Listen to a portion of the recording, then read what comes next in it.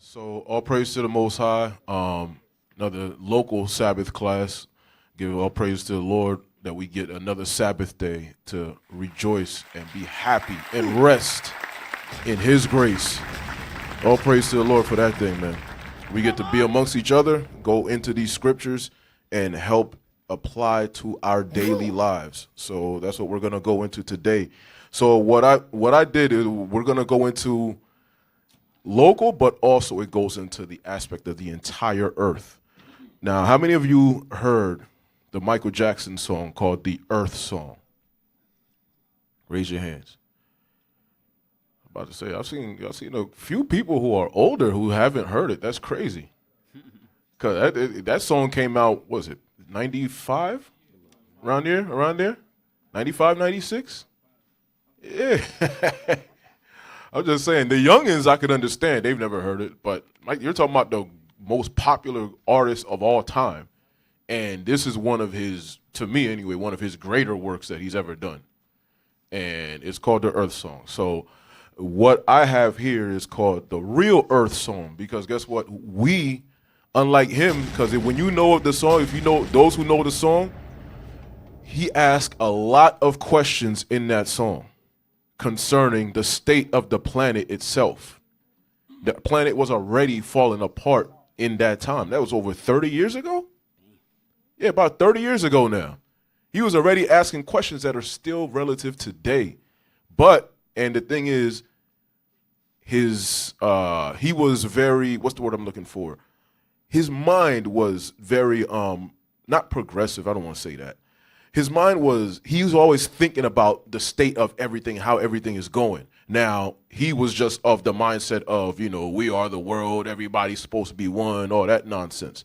But at the same time, you could tell there was a consciousness about what he was thinking about concerning his people. He's the one that even, I'm about to say, there's a couple, even Remember the Time. He's over here showing all kinds of black images to him, which was supposed to be royalty, of course, Egypt, all that nonsense. He's uninformed. But the point was, in that moment, even in They Don't Really Care About Us, that's another song. That's what I'm saying. So he always had a conscious streak. He's just, it is what it is. When our people are destroyed, they're destroyed. But in the meantime, there was something in his mind was just like, yo, they can't keep doing this to us. I got to do something. So this is just one of the way he tried to do it and to give out a message concerning that. 1 John 3:1. What I want to do is show that we had a responsibility as the children of Israel that we are. What was our responsibility? Who are we and what are we called? And he was of our race. So let's see what God called us. He just didn't keep the commandments. That's the problem. But go ahead, read that. 1 John chapter 3 and verse 1. Behold, what manner of love the Father hath bestowed upon us, that we should be called the sons of God. That we, the so-called blacks, Hispanics, Native American men, and all our families scattered throughout the earth would be called what? The sons of God. So then when people ask us, especially those of our people who don't know, and they come up to camp to us and ask us, well, what was Israel before Jacob? Because Jacob, his name was changed to Israel. The 12, he had 12 sons. So guess what? Israel didn't exist before. No, Israel already existed. I'm not going to get deep, but Israel already existed before the earth began. I'm going to just leave it at that. But the main point is we were called what? The sons of God. So Abraham was a son of God. From Seth all the way on are what's called the lines of the sons of God. God bestowed that manner of love upon us and not everybody else. Read on. Therefore, the world knoweth us not. The world what? Knoweth us not. That's why the world is in the state it's in. It doesn't know that we are the sons of God. It doesn't honor us as the race of God. So to the world, guess what? All the atrocities, all the crazy happenings that's going on around the world right now is because why? They do not know who we are. I don't know if y'all remember DMX had a song back in the day. He said, they don't know who we be. Who we be? Who remember that song? They don't know who we be at all. Now, of course, he didn't know either until later on in his life when he finally found out that he is of the children of Israel. But by that point, he ended up getting killed. But the point is, the man understood there was something special about us. And that's the thing that we don't know. So read on. It said, the world knoweth us not. Why? Because it knew him not. There's no way you're going to know who the sons of God is if you don't know who the real Christ of the Bible is. If you don't know that you're of the 12 tribes of Israel, how you going to know anything about this Bible at all? You can't. It's a block. That's why when we're sitting here, remember all of us before the truth, you heard allusions to it, but you didn't know. We had no idea. There was something in our spirits that was just like, yo, there's something special about me. I can't put a finger on it. All of us, I know I had that feeling. I'm telling you, I'll speak for myself. I had that feeling. I'm like, yo, there's something about me that's special, but I don't know. I can't put my finger on it. So guess what the world does? The world steers you away from the Bible. And then now you're like, okay, well, I'm just a nigga now. Now you're just doing your own thing. You're just out there in the world. Not knowing that what they had crafty counsel against us to hide that from us. That's why Psalm 83 calls us the hidden ones. The world doesn't know us. You know what I'm saying? So we are literally the literal manifestation of Christ on the earth. That's what we're supposed to be. That's what we're supposed to be. Go ahead. Watch this real quick. So for the sons of God, what was our place in the world? 2 Ezra 6:54. Let's go. I'm going to try to be as quick as I can. I got a lot of scriptures here. 2 Ezra 6:54. What was our place in this world? Read. 2 Ezra chapter 6 and verse 54. Uh-huh. And after these, Adam also, whom thou madest Lord of all thy creatures. Adam was made Lord of all the creatures. Read. Of him come we all. Of him come what? Come we all. Everybody comes from Adam. Read on. And the people also whom thou hast chosen. The people whom thou hast chosen. Now, what about the people whom thou hast chosen? What's their place? What's their real place in this world? Read. All this have I spoken before thee, Uh-huh. O Lord. Read. Because thou madest the world for our sakes. Thou madest what? The world for our sakes. You men do not walk around with that knowledge, which is why now you're walking around with your head down. You do not walk with your chin up, with your chest up, with good stature. No, you walk around lowly. Why? Because the white man told you be low. Nigga, reverence me. I'm your God. So guess what? Now we don't know that the world was made for us. So what do? We shoot each other over blocks. We shoot each other over corners. We shoot each other over sets. Being stupid. This is the knowledge that we did not have, that was hidden from us.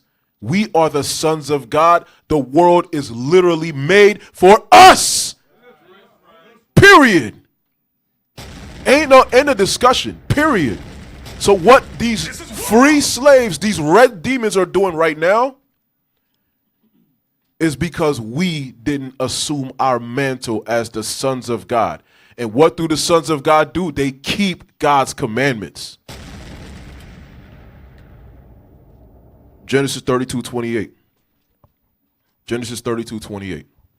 This is why the white man understands the importance of not letting you so-called blacks and Hispanics know who you are according to the Bible. Read that. Genesis chapter 32 verse 28. Read. And he said, thy name shall be called no more Jacob, Uh-huh. but Israel. Because what does Israel mean? For as a prince hast thou power with God. As a prince has what? Hast thou power with God. Let me ask y'all, anybody, raise your hand. What is a prince? What is the position of a prince? Real quick. Go ahead, my brother in the back. You see his hand raised? My man. Shalom. Shalom. Just means he's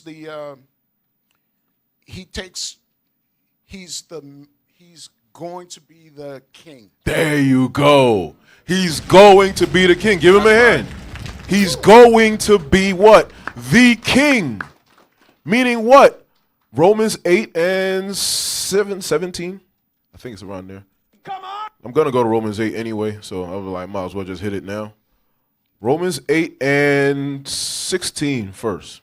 Romans chapter 8 and verse 16. Read. The Spirit itself beareth witness with our spirit. The Spirit is the Bible, the Word of God.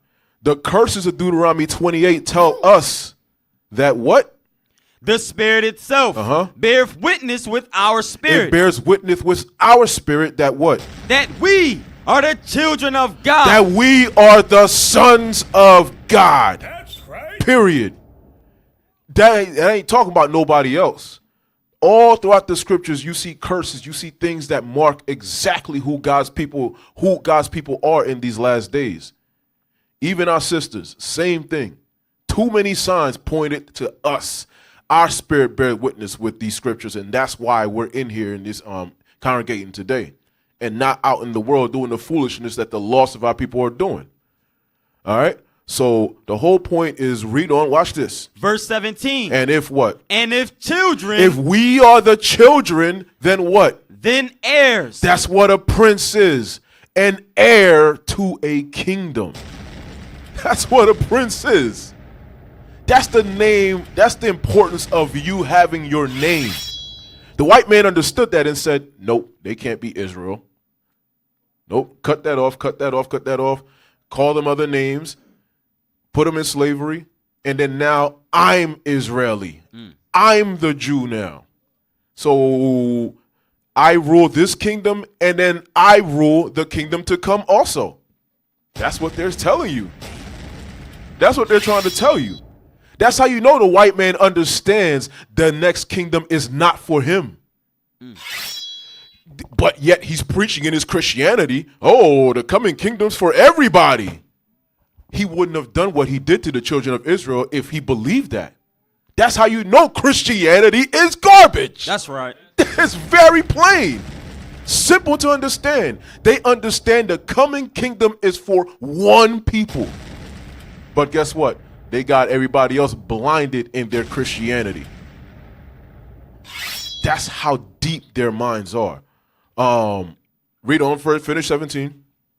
And if children, then heirs. Then heirs. That's who we are. Read. Heirs of God. And joint heirs with Christ. And joint heirs with Christ. The top prince. The God. That's him. That's what we're striving to become. That's how you know he's not talking about saving everybody. That's stupidity. That don't make sense. It's in our name. It literally says we are the children of Israel, a prince who has power with God. You're already done. White man, Arab man, Asian man, whatever other freaking heathen you could think of, that's not in their name. So they do not stand to inherit a kingdom. The kingdom. Period. All right. Let's go back now. Well, let's stay in there. Stay in that same chapter. Let's go to verse 11 now. Verse 11. Romans 8 verse 11. Read. But if the spirit of him that raised up Jesus from the dead dwell in you. That spirit only dwells in us. It says the spirit of him that raised Jesus from the dead. Who raised Jesus from the dead? Who raised Jesus from the dead? Come on, y'all. The Most High. Just say it. The Most High.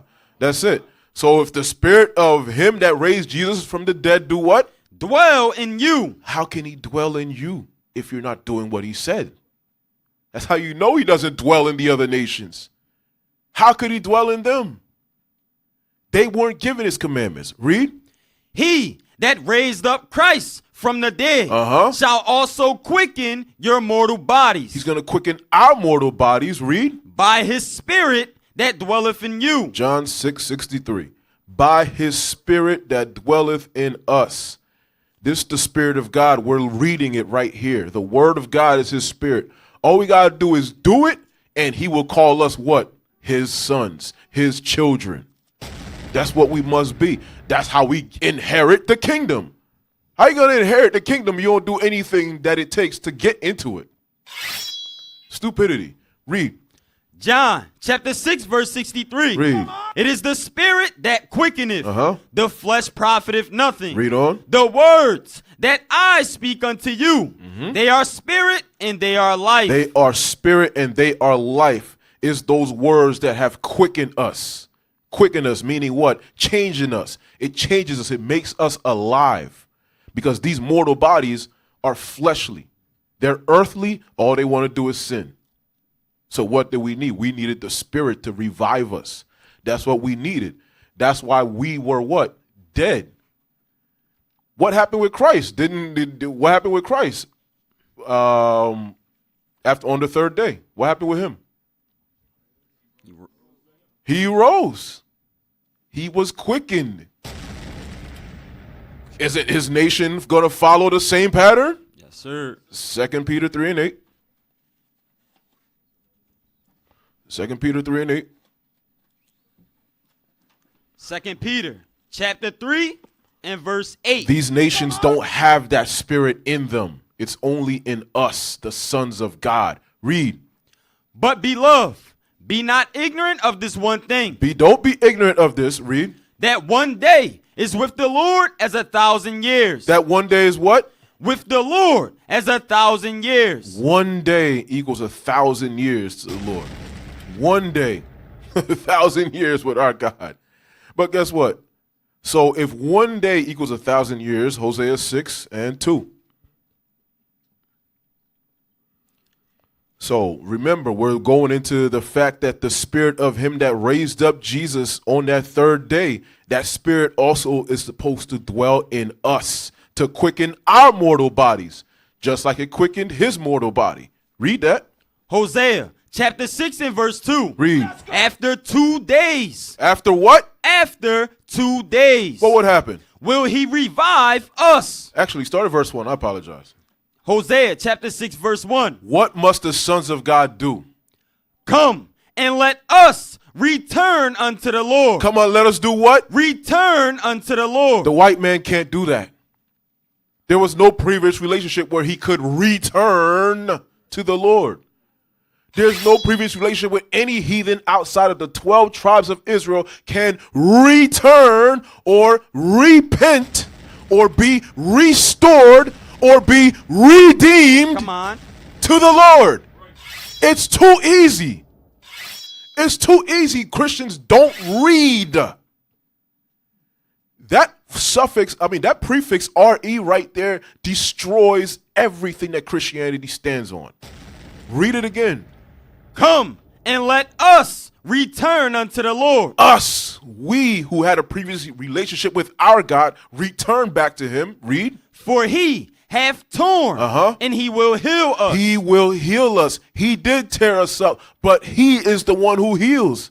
Read. He hath smitten, and he will bind us up. It's only him who will bind us up in these last days. Read, watch this. After 2 days. After 2 days, just like Christ was in the sepulcher 2 days, two nights. Read. Will he revive us? In the third day, he will raise us up, and we shall live in his sight. Just like Christ. 3 days, 3 nights. Guess what? third day, he resurrected. Here we are, 3 days. We're in the third day now, standing up on our feet, just as Christ did. We're following Christ. That's how you know we're not talking about no other nation has that behind them. It's the spirit that quickeneth. It's the spirit that's quickening us here in these last days. Watch this, all right? Let's go ahead back to, let's do Hosea 1 and 10, matter of fact. Hosea 1 and 10. Let's stay there. Hosea chapter 1 and verse 10. Staying on that resurrection, read. Yet the number of the children of Israel. Number of the children of who? The children of Israel. Oh, so we just had to confirm who it's talking about, just in case it was too generic for people. Now you hear it's the children of Israel Hosea was talking about, just like Peter was talking about, just like Paul in Romans was talking about. Read. Shall be as the sand of the sea. So a lot of people too, that's the other thing. They act like that promise was just, the Abraham promise was just made to Abraham for all nations. That'll be as the sand of the sea. No, it told you who will be that sand of the sea. Read it again. Yet the number of the children of Israel Israel, read. shall be as the sand of the sea. That's why y'all need that scripture for those who don't know. If you next time someone comes up to you talking about Abrahamic promise, guess what? That promise was made to Isaac. It wasn't made to Ishmael. Wasn't made to anybody else, the sons of Keturah. No, it was made to Isaac. And then that promise was again made to who? Jacob. It keeps just separating everybody else. That promise wasn't made to them. So the children of Israel will be what? As the sands of the sea. That's who the promise was gonna go to. Always in that single line. That's how the Lord is. Exclusive. Read. Which cannot be measured nor numbered. Cannot be measured or numbered. Read. And it shall come to pass that in the place where it was said unto them, Read. Ye are not my people. In the place where it was said, ye are not my people, what were we? We were dead. We were hidden. Just like with Christ, the same thing. What would happen in those last days? There it shall be said unto them, Ye are the sons of the living God. That's who we are. You're now hearing it in these last days. We are the sons of God. Come on. So guess what? What must we do? What was supposed to happen? Back to Romans 8 and 11. Romans 8 and 11. One more time. How can we be the sons of God? Read. Romans chapter 8 verse 11. But if the spirit of him that raised up Jesus from the dead dwell in you, Read. He that raised up Christ from the dead shall also quicken your mortal bodies. He's the one that gave us that quickening breath, like Wisdom of Solomon 7:25 talks about. It's that quickening breath, that wisdom. More moving than any motion. Read. By his spirit that dwelleth in you. Therefore, brethren, we are debtors, not to the flesh, to live after the flesh. We are not to be living after the flesh. Read. For if ye live after the flesh, ye shall die. But if ye through the spirit do mortify the deeds of the flesh. If you mortify what? The deeds of the flesh. No. The deeds of the body. There you go. Ye shall live. If you mortify the deeds of the body, what deeds that we must mortify? It's always been sin.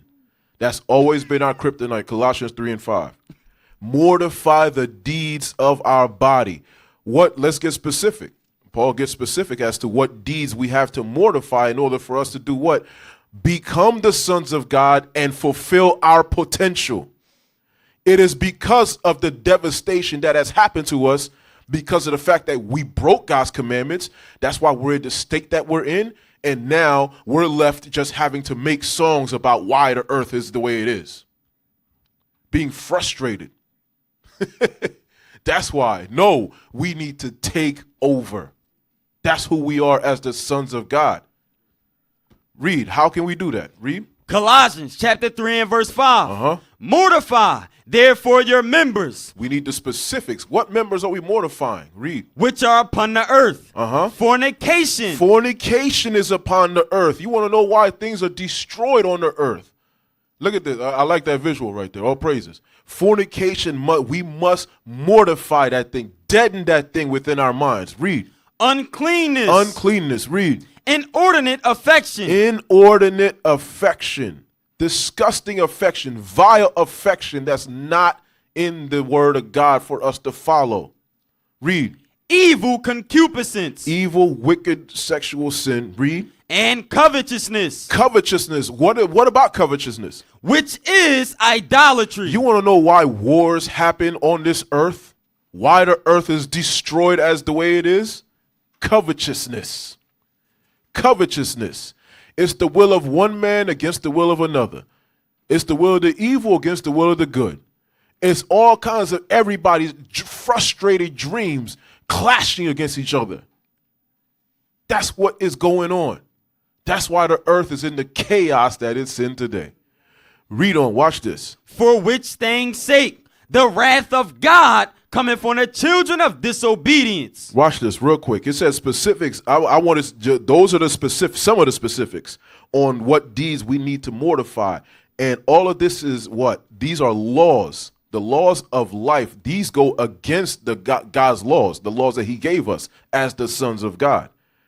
Sirach 17 and 11. We're going to come back to Colossians 3. Sirach 17 and 11. Because when we do these things, when we mortify these deeds, what are you finding out? You're finding out that it's discipline that you have to then you have to be attend to. You have to be applying. You have to apply discipline. You can't rule the earth and you have no discipline. You cannot do it. Watch this.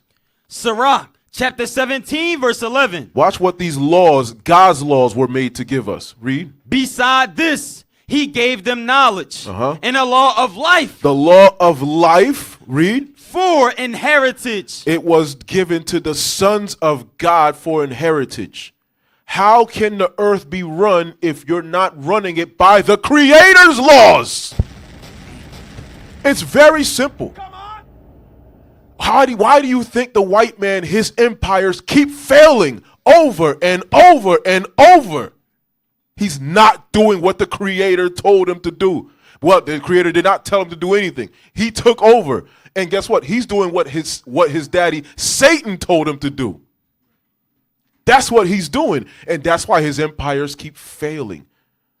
The Greek Empire failed. Greco-Roman Empire, okay, they merged themselves. The Holy Roman Empire failed.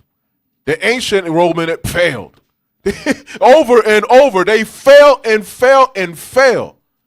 They were broken, but guess what? They were able to regenerate themselves because why? The sons of God are busy ruling in crazy sin. That's what we were doing when we took over. 1,000 years of rulership. Yeah, all right. No, we didn't do it with God. And that's why God said, nope, white man's going to rebuild. Malachi 1. And then he's going to have his renaissance. And I'm going to let him come. And just like Deuteronomy 28 says, come from the other sides of the earth, take your behinds over. And now he's going to rule you again. But the best part is this is his last time. That's the best part about it. Because why? He wasn't given God's laws on how to rule the planet forever. We were. That's right. That's how we need to understand the privilege of us being called the sons of God. This Bible is literally giving you the laws to how to govern the planet forever. All we got to do is follow it. All we got to do is follow it. So that's Sirach 17 and 11. Let's go to Deuteronomy 4. Deuteronomy 4 and 1. This is the discipline that's required so one can rule the earth successfully. God said, I'm going to give it to this people. I'm not going to give it to all people. Watch this. Deuteronomy 4 and 1. Deuteronomy chapter 4 and verse 1. Let's go. Now therefore hearken, O Israel. Listen, Israel. Read. Unto the statutes and unto the judgments which I teach you. God taught us how to do what? How to run the earth and rule the earth. Read. For to do them. That you do them so that correct judgment passes. Read on. That ye may live. That you may do what? That ye may live. The law of life for inheritance. So that we could live. And how can we live? Read. And go in and possess the land which the Lord God of your fathers giveth you. That's how we possess the land. Possession of the land was dependent on us obeying the laws of God. That's very, very simple. Did we do it? We did not. Hence why where we at now. That's the thing. That's why y'all gotta understand. Y'all gotta be more alive too. Y'all gotta understand that this is literally showing us why we are where we at right now. We cannot stay in this position. I don't know if y'all claim y'all tired of captivity. Well, guess what? It's time for us to actually pay attention and do what this is saying. Verse 5. Verse 5, because this is the discipline that we were supposed to do. The mortifying of the flesh, the deeds of the body, that would make us the true sons of God, so that God can come and fight for us. Read. Deuteronomy chapter 4, verse 5. Read. Behold, I have taught you statutes and judgments. I have taught you what? Statutes and judgments. These are what we're supposed to be doing. He's taught us statutes and judgments. So he gave us the laws, and then he told us what punishment is acceptable for those who break those laws. We were supposed to rule our nation like that. We were supposed to police our own people like this with these laws. Guess what? Now Esau's policing us. We like that? All right, read on. Even as the Lord my God commanded me that ye should do so. That you should do so where? In the land whither ye go to possess it. And it's the same statutes and judgments you're going to find in the kingdom of heaven to rule. And guess what? And there will be more. The only thing that obviously all praises we ain't going to, hey, I'm going to just leave that on. Read on. Watch this. Keep therefore and do them. Keep and do them. Why? For this is your wisdom and your understanding in the sight of the nations. That we would be able to show the rest of the nations, this is how you run. This is how you run a society. This is how you rule the earth. What would the nations do? They would be like, what? What would they say? Read. Which shall hear all these statutes. They will hear this. And say, surely this great nation is a wise and understanding people. Is the white man saying that about the blacks and Hispanics today? Oh, shoot. Well, so it sounds like we failed. That's what it sounds like. Read on. For what nation is there so great who have God so nigh unto them? That's how you know the heathen are telling you that's their God. God is so near to them. Not us. Damn, look at that nation. The city that's built upon the hill. That nation, that's who we're supposed to follow. Read. As the Lord our God is in all things that we call upon him for. Read. And what nation is there so great? What nation is there so great?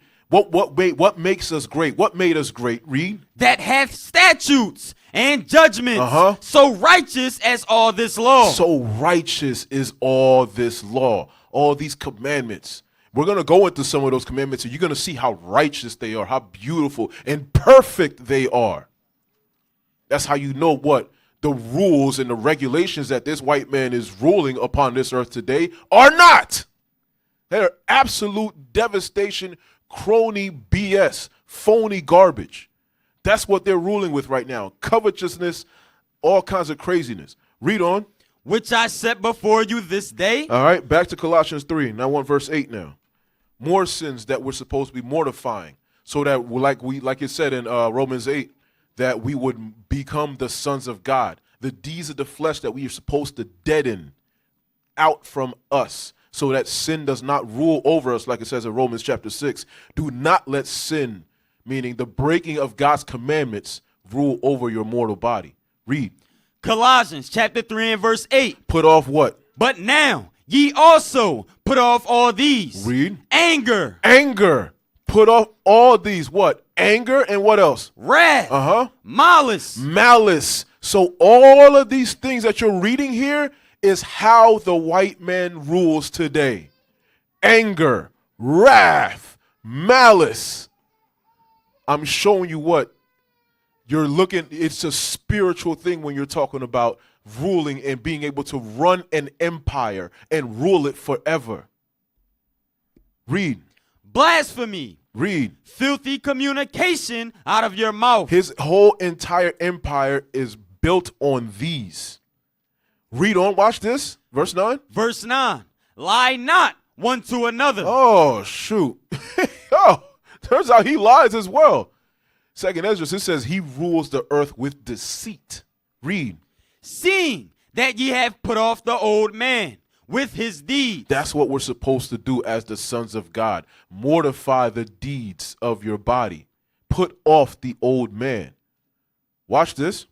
And have put on the new man, which is renewed in knowledge. But guess what? Here's the thing with those sins. What do they produce? They produce corruption on the earth. Everything that you see that's decrepit, that's the way it is. The condition of the earth today is because we have not put this off. And as a result, the people who embody these sins here that we're looking at, the fornication, uncleanness, inordinate affection, covetousness, and evil concupiscence, the what's the word? What's the other one? Here we go. Verse 8, anger, wrath, malice, blasphemy, filthy communication. Guess what? The people who embody it are the ones who are running this earth now. They embody all of those sins. We're talking about rulership. If we want rulership, we got to look at this and be like, yo, I need to deaden that. Deaden that within the congregation. Deaden that within yourself first. Deaden it next within your house. Those of you who have families, if you see these going on, you fathers, you're supposed to deaden those things. If there's no father in the house, you mothers, you're supposed to deaden those things and ask your counsel, ask your spiritual fathers for guidance concerning those things. That's what we're supposed to do as a people. Fix ourselves. The white man is there as the mirror to show us where we effed up at. I just got to put it that way. We royally effed up. That's what the white man is showing us. And we're sitting there looking at him. Damn, oh, he's filthy. He's this, he's that. Well, what are we? It's always been about self-examination. Ain't about nothing else. All those things that the brother Michael Jackson was singing about in that song, all of those things are what a reflection on us. What about this? What about that? What about this? What about that? It was all because we failed. We are the sons of God. We failed, so guess what? All those things are allowed to happen. That's how important this Bible is. In the book of Eli, the white man in there, you remember when they told him, oh, no, why are you looking for that Bible so much for? Why are you looking for it for? My man, he pretty much, didn't he slapped the dude, right? He slapped the dude. He was like, yo, this ain't no regular book I'm telling you to get here. With this book, I can run the world. How does he know that with this Bible he can run the world, and yet the people who the Bible's about don't know it? That's insanity.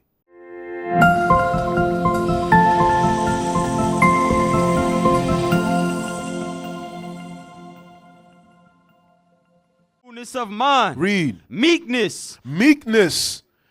What did Christ say about meekness? Somebody raise their hand. What did Christ say about meekness? Someone who's going to be meek. Obadiah.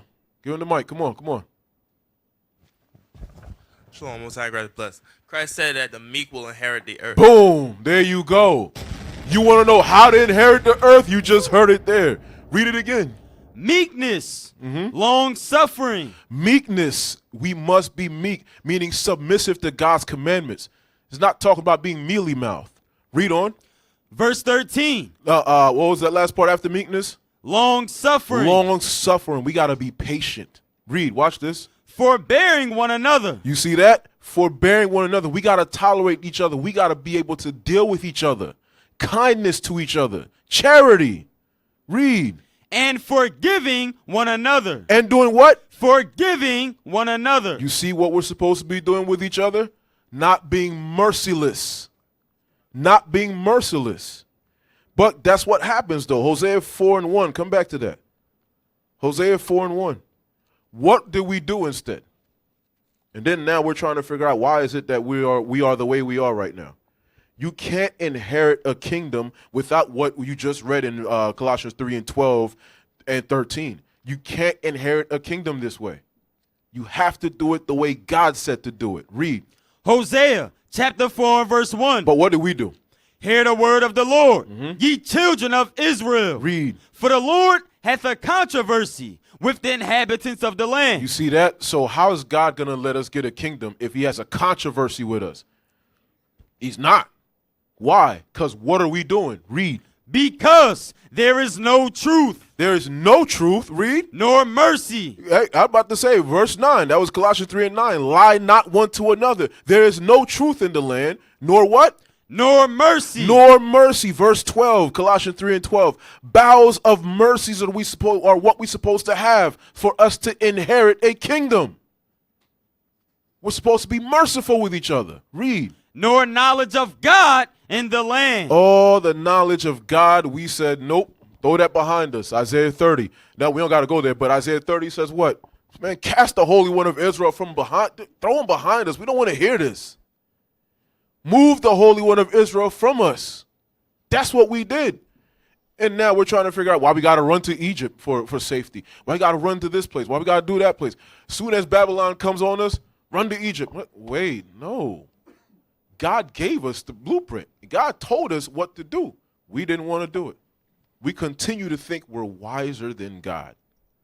And that's why he calls us sottish, stupid. We continue to be stupid. It's now that we're starting to wake up and wise up. We got to wise up to what? These commandments and how to deal with each other. Because if we truly believe we're of the 144,000 men, if we truly believe we're those people, then guess what we're going to do? We're going to treat each other like it just said in Colossians 3 and 12. We're going to what? Be peaceful with each other. Have merciful with each other. Kind to each other. Charitable to each other. That's what we're going to do. All right? Read on. Where are you at? Where you at? Verse 2 in Hosea. All right, go back. Colossians 3. Colossians 3. Colossians 3 and 13. Read that again. Colossians chapter 3 and verse 13. Uh-huh. Forbearing one another and forgiving one another. And forgiving one another. Read. If any man have a quarrel against any, Uh-huh. even as Christ forgave you, so also do ye. Do as Christ did for us. He was merciful. He did for us what? He forgave us our sins. He said in him now we can be forgiven for all sins. So what must we do? We got to turn around and do the same with our brother, the same with our sisters.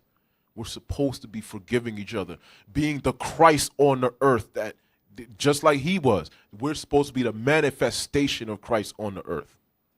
That's literally what our position is supposed to be. But are we known for that? No. Even in our songs, what do we say? God forgives. I don't. The hell is this stupidity? And then we're trying to figure out why is it that the calamities happen to us the way they do. It's in our communication. Sin, and more sin. So guess what? That means you're not tired of being oppressed. That's what that means. Above all, verse 14. And above all these things, put on charity. Put on what? Put on charity, which is the bond of perfectness. That's what we need. That is literally the bond, meaning what? The glue that makes us perfect. If we become perfect, guess what? Kingdom is here. Look how simple that is. If we're charitable with each other, if we actually decide to really actually take care of each other, look out for the homeless, look out for the widows, look out for the orphans. That's what we were always supposed to do. Show Christ's charity to us, to the rest of the nation. And guess what? Now I can rule with my brother because why? I know my brother has my back. I have his back. We're meek. We're charitable with each other. We've been working with each other for a long time since we all came into truth. And now guess what? When it comes time, I'm not going to betray my brother. It comes time for the persecution. Yo, we're all on the same page. I don't got to worry about my brother stabbing me in the back. Why? Because my brother worked on his sins. He worked on himself. He worked on his house, just like I worked on my sins in my house, in our congregation, in our nation. Unity. That's what we're striving for. That's what we're supposed to be getting to. That's how we're going to be able to what? Then rule the earth. Because what's the earth going to do? Matthew 25 and 12. I don't even have that there. I just freaking thought of that too. 12:25. Matthew 12:25. I want that real quick because we're talking about unity.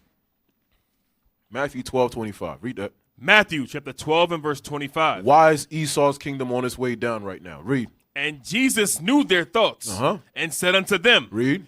Every kingdom divided against itself. Every kingdom divided against itself. Is that not what Daniel told us in Daniel chapter 2? with what the United States will become? It will be divided. If it's divided, it's what? It becomes weakened. Read. Is brought to desolation. It's brought to what? Is brought to desolation. Isaiah 19 talks about that. The Egyptians are going to fight the Egyptians. That's civil war. That's what's going to happen in these last days. That's how Babylon the Great, that's how you know they do not know how to run an empire and have it run forever. They cannot. We, the sons of God, were given that wisdom. Read.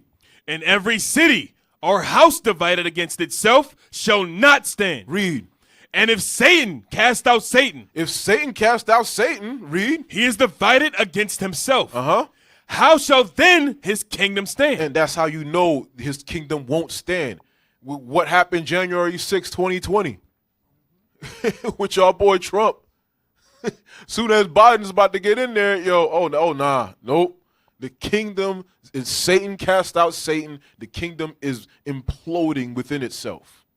All praise to the Most High. Guess what? That shook the confidence. That's part of the decline of an empire. When the empire's citizens are not confident in that empire anymore. That's what you're looking at in these last days now. This country is imploding on itself.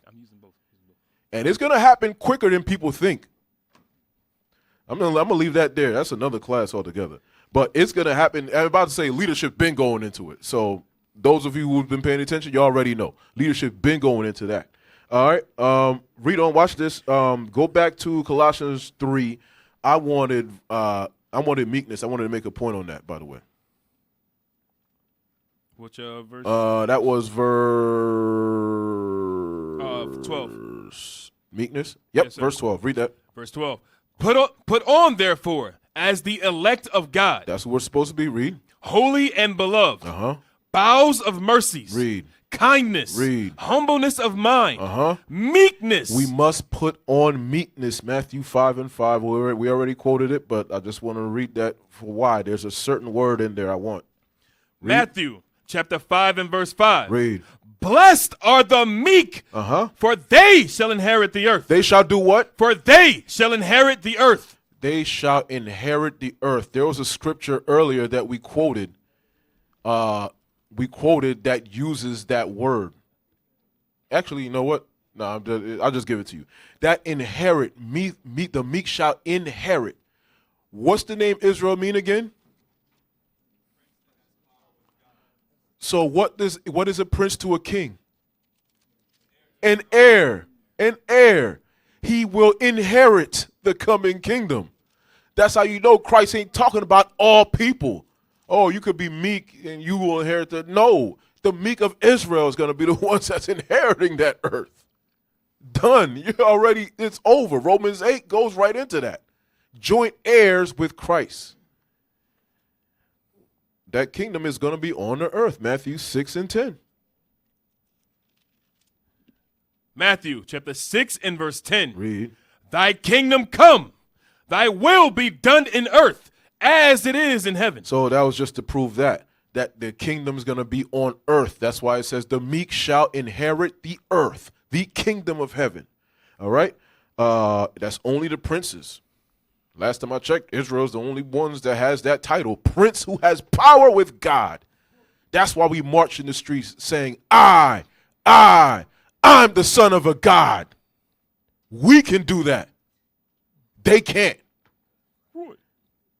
That's why the 2819, the faces that you saw on there on the 2819, they're just looking around like, what the hell? They didn't teach us that. Yeah. They never heard that before. That was powerful. That's why they were reacting the way they were reacting. Because why? The true Bible has been hidden from them.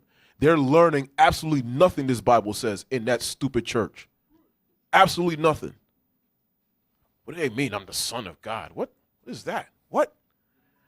All right, so as the sons of God, we must understand, and that's why it says Colossians 3 and 12, we must be able to talk things out when we have conflict with each other. We're not supposed to be doing what? Holding grudges, Leviticus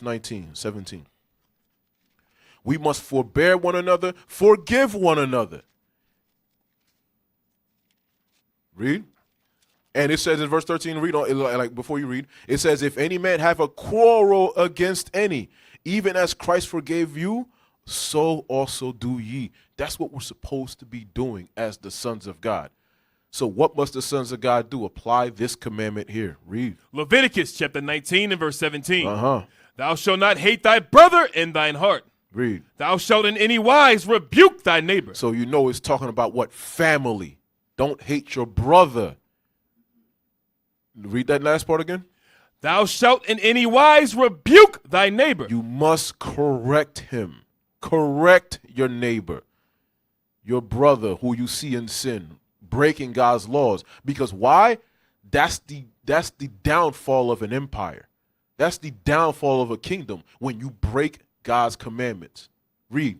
And not suffer sin upon him. Do not allow the sin. That's what takes apart the nation.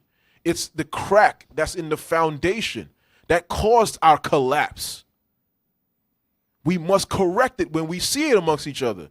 Don't let it pass by. Don't wink at it. No, you got to say something to the person.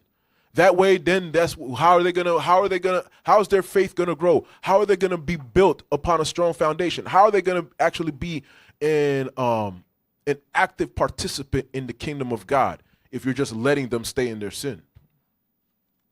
It doesn't make sense. You don't have love. That means you hate that person. You hate your brethren. Last time I checked, he who hates his brother is a murderer. No murderer gets the kingdom of heaven.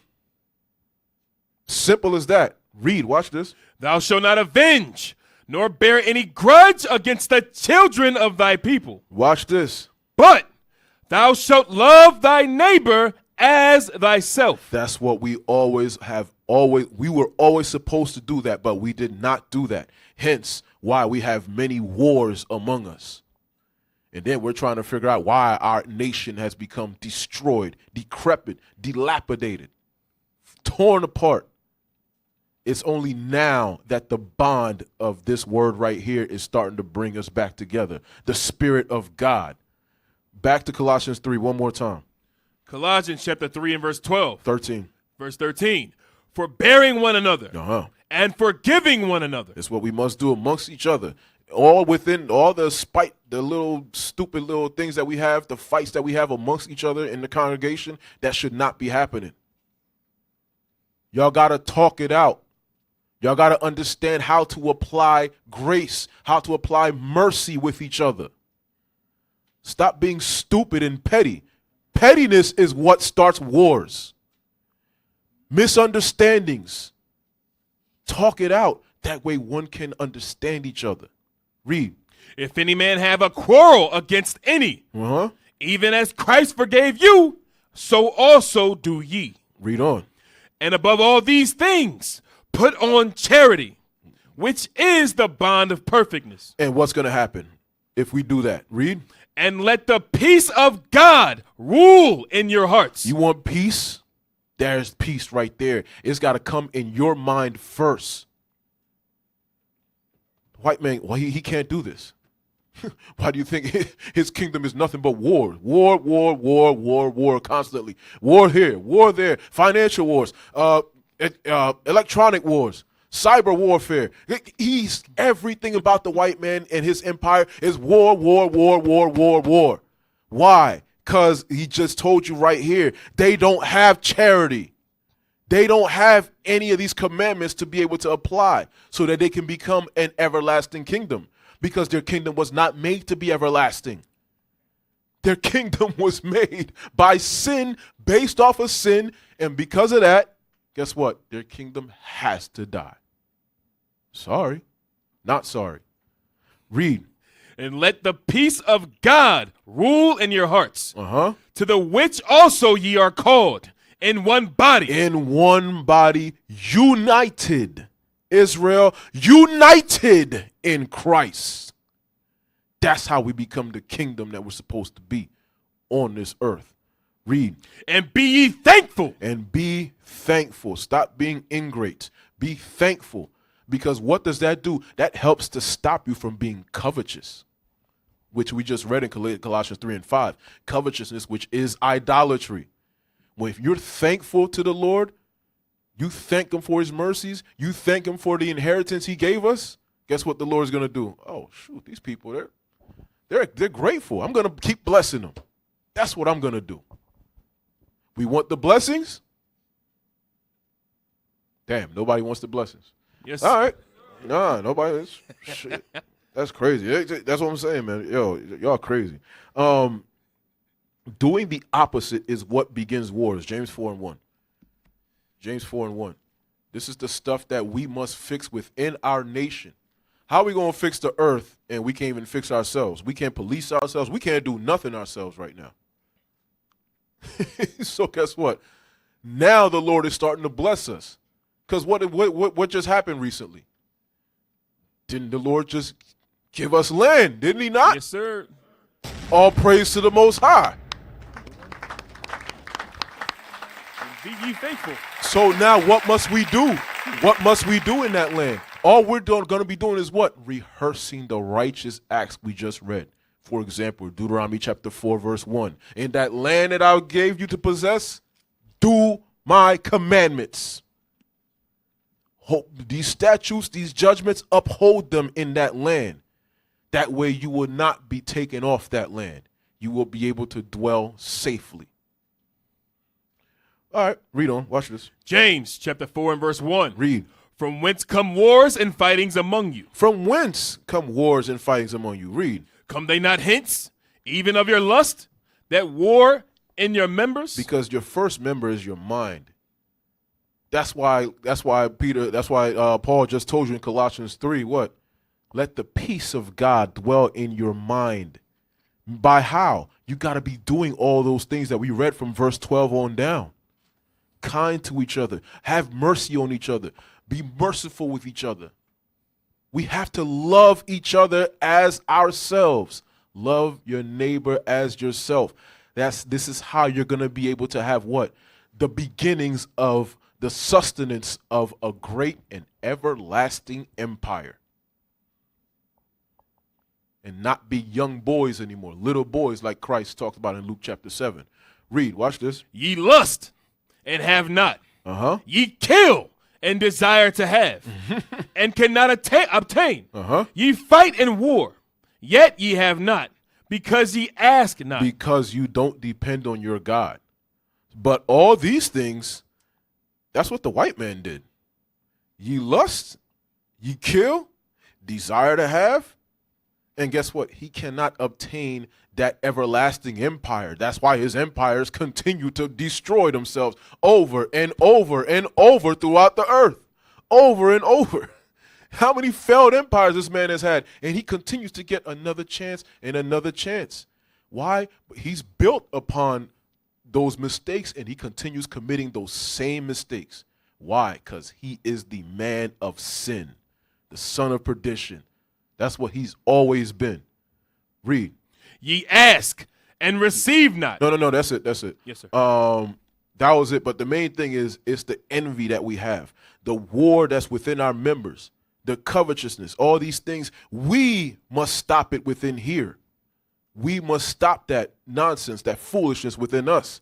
Because what y'all seeing, like I said earlier in the class, what the white man is embodying to us is that mirror. All those things that you see in him, that you detest in him, that's in you. That's in us. We don't think about that. We don't like to think about that, but we got to. That's the only way we're going to be able to fix those things and keep those commandments. Understand that, all right? The difference in seeds, by the way. I like this. Sirach 10 and 19. So they continually are showing us what? You cannot rule the earth the way the white man rules. You cannot. The earth is belly aching. The earth is trembling. Earthquakes, hurricanes, disease. Yo, get this off of here. What is this? I'm just going to keep drilling into you. I got to drill. I need more oil. I can't get enough oil. I can't get enough. Read. Watch this. Sirach chapter 10 and verse 19. Read. They that fear the Lord are a sure seed. That's what we must be. We are the sure seed. Those of us who fear God. Because the fear of God is what? The beginning of wisdom. We just read what the wise. We're gonna continue reading some wise laws on how to govern this land, how to rule the earth. Read on. Watch this. Read that again. For they that fear the Lord are a sure seed. That's what we must be, and that's what we're looking and striving to be. That sure seed. We must fear the Lord. Read. And they that love him, an honorable plant. Read. They that regard not the law are a dishonorable seed. You see that? There's a difference. There's an honorable seed and there's a dishonorable seed. The sons of God are manifest in those who fear God. They are that sure seed, that honorable seed. But sinners are what? The dishonorable. They are that dishonorable seed. That's what they are. Read. They that transgress the commandments are a deceivable seed. Then they're the ones that rule the earth in deceit as the deceivable seed. And there also are those of our people who try to act like they're Israel. And they're going to be infiltrators. There's agents. This goes into you as well. You're fighting, all of you agents in here, you're fighting for the losing side. Congratulations. You continue to play yourself. So if I'm you, I'd repent now. Come clean now. But, all right, keep fighting for an empire that you see that's going down in rubbles. All praise to the Lord. Keep doing that. Romans 9 and 21. Romans 9 and 21. Romans chapter 9 and verse 21. Read. Hath not the potter power over the clay? The potter is Christ. Has he not what?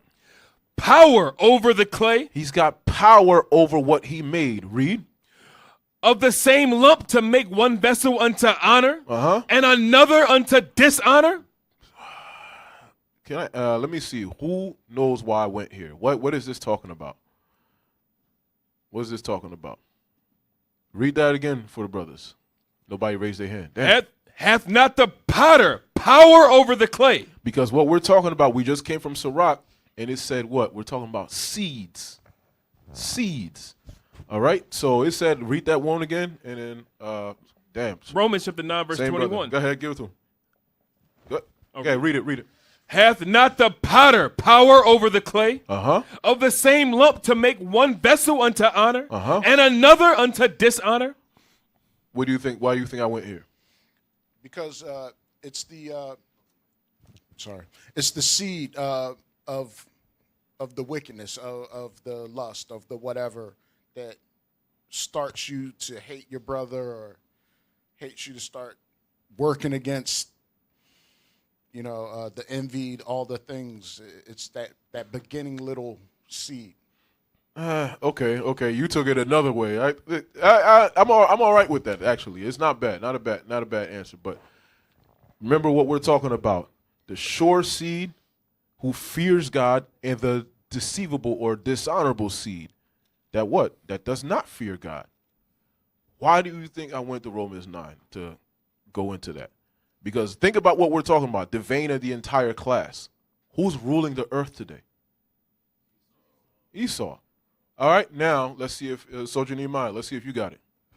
Shalom, officer. Shalom. Yeah, you went there to prove that God has a seed that's made to dishonor and one made to honor. Who's the one made to honor? Israel. Oh, praises. Who's the one made to dishonor? Esau. And let's read verse 13 to prove that. Go ahead. Verse 11. Verse 11. For the children being not yet born, neither having done any good or evil, that the purpose of God according to election might stand, not of works, but of him that calleth. It's always of him that calleth. Read on. It was said unto her, the elder shall serve the younger. Right. As it is written, Jacob have I loved. Jacob is the what? The seed made to honor. But Esau have I hated. And the seed made to dishonor. The seed made to what? Destroy. So all praise to the Most High. Watch this. Now we're going to go down to verse 21 and let's do 22 also. Hath not the potter power over the clay? Actually, do 17. Verse 17. For the scripture saith unto Pharaoh, even for the same purpose have I raised thee up. So just like the Pharaoh in Egypt, He was the number one ruling empire on the planet. Nobody could touch Egypt in that day. Sounds like somebody else today. Nobody can touch this place in that day. Read. In this day, today anyway. Read. That I might show my power in thee. God would show his power in what? Read. And that my name might be declared throughout all the earth. He's going to show his power by taking the number one kingdom on the planet, the number one empire that has his people under their feet, and he's going to bring them down in front of our eyes. That's telling you right there who that empire would be ruled by. That's what verse 13 says. That's why he says, Esau have I what? Hated. Hated. Verse 21. Hath not the potter power over the clay? Or of the same lump to make one? Of the same lump of Rebecca to do what? Of the same lump to make one vessel unto honor? One vessel unto honor. And another unto dishonor? And the other unto dishonor. Read on. What if God, willing to show his wrath? Willing to do what? Willing to show his wrath. And to make his power known. Read. Endured with much long suffering the vessels of wrath, fitted for destruction. In case we might be making that up. Like, oh no, the vessels of wrath fitted to destruction. How dare you? That's not talking about the white man. That's not talking about Esau. All right. It said long suffering, the vessels of wrath fitted, appointed. They're made for this destruction. Psalm 137 and 7 and 8. Come on. Psalm 137. Let's see if we might have the wrong interpretation. Let's back it up with another precept. Psalms chapter 137 and verse 7. Remember, O Lord, the children of Edom in the day of Jerusalem, who said, race it, even to the foundation thereof. They said to break down that damn temple. They were cheering on Babylon when they came and destroyed our temple. Read. O daughter of Babylon. Oh, what? O daughter of Babylon. That's who Esau is. Edom is the daughter of Babylon. And what are they fitted for? Who art to be destroyed. That's what they were made for. Destruction. That's why they're bent on what? Destruction. Their empires cannot live forever. They were made to be destroyed. That's why their empires are made what? They're made on sin. What did Christ say about that house that's built upon sand? That's it right there. You're not built on the rock. That's why you can't last forever. Your kingdom was not made to last forever. It's only Israel, because we're built. Our kingdom is now being built on the sure rock. That sure chief cornerstone. All praise to the Most High. All right, go back. Let's do Sirach 10:13. How is his kingdom made? How is this kingdom here made? Read. Sirach chapter 10 and verse 13. For pride is the beginning of sin. Pride is how sin began. That's what that scripture is telling you. Read. And he that hath it shall pour out abomination. He that hath it shall do what? Shall pour out abomination. That's all the United States is. It pours out abominable works. Why you think God said, yo, your abomination, all your sins, it's going to reach my nose. And when it does, things are being set forth. Read. And therefore the Lord brought upon them strange calamities and overthrew them utterly. That's what's coming. That's what's coming. We're trying to tell you, get out of America's ways. The prophets are going out on the streets telling you, get out of her sin. Don't be caught up in her Christmas. Don't be caught up in her Thanksgiving, in her Easter. Don't be caught up in her Halloween, the white Jesus. Don't be caught up in that foolishness, the economical philosophies. Don't be caught up in that. Don't be caught up in her covetousness.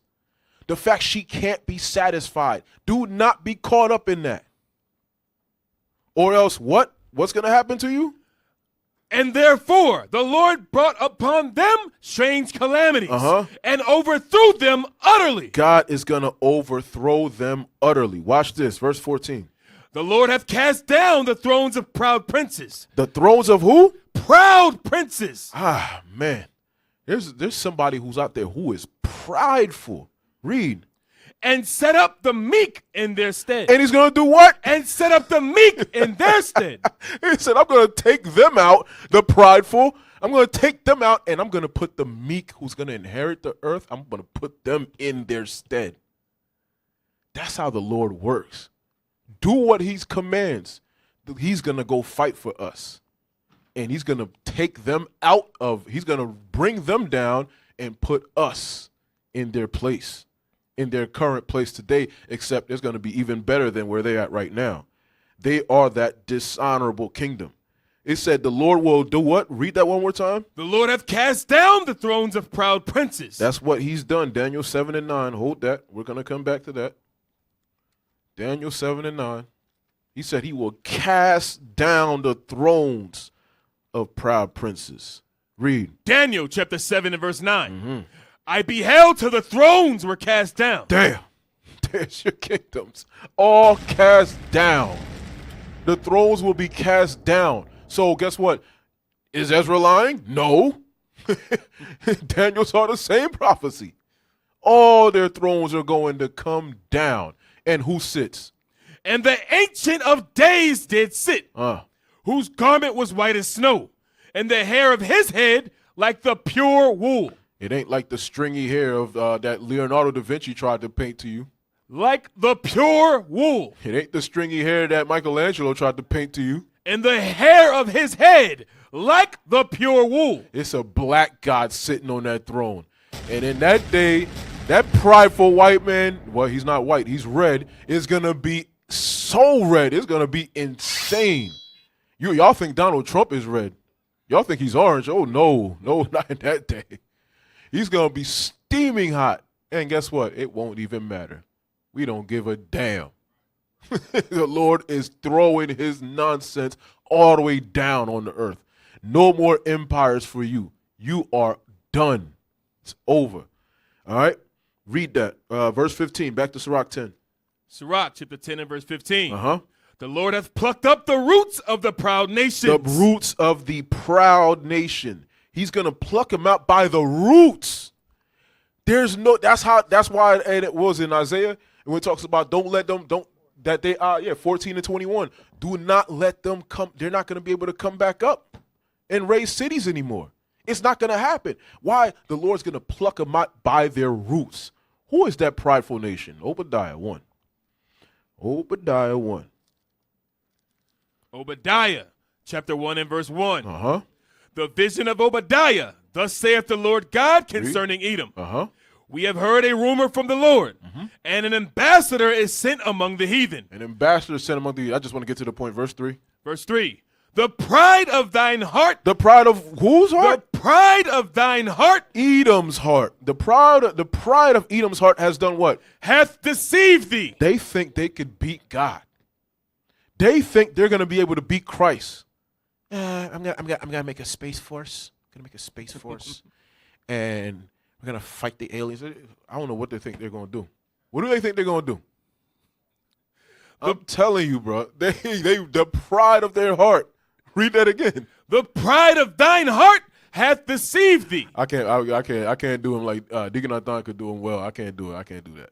But the point is, the pride of his heart has deceived and will continue to deceive him. Why? Because look at the nations today. Who can make war with this man? Oh, shoot. Damn. We ain't fighting him. Read. Thou that dwellest in the clefts of the rock. That's where they get that name Caucasian from, all right? Read on. Whose habitation is high. That saith in his heart. That says in his mind what? Who shall bring me down to the ground? You see that? You have to have power to be able to say, who's going to bring me down? That's how he looks at the nations today. When he's at the United Nations, can't nobody tell him what to do. He's in those meetings, and all those nations try to team up with each other and do a coalition. Hey, United States, y'all do this. This is wrong. This is wrong. America's looking at them like, and what are you going to do? We're going to give you a strong reprimand. What? Are we supposed to be scared? I'm supposed to be scared of that? What are you talking? Are you going to sanction me? What are you going to do? They can't do anything to him. That's how you know who he is. Who's going to bring me down to the ground? But the pride of his heart has deceived him. He thinks nobody can do it. That's why God said in Romans 9, I put him up in that position. And I'm going to show my power through when I bring him down. Nobody else can do it. Only I will. But read on. Though thou exalt thyself as the eagle. Though thou do what? Though thou exalt thyself as the eagle. Just in case we don't know who it's talking about. There you go. It's on the screen. The eagle has landed. Yeah, we know who you are. God shows us who you are. And God says he's going to bring you down. Thus saith the Lord.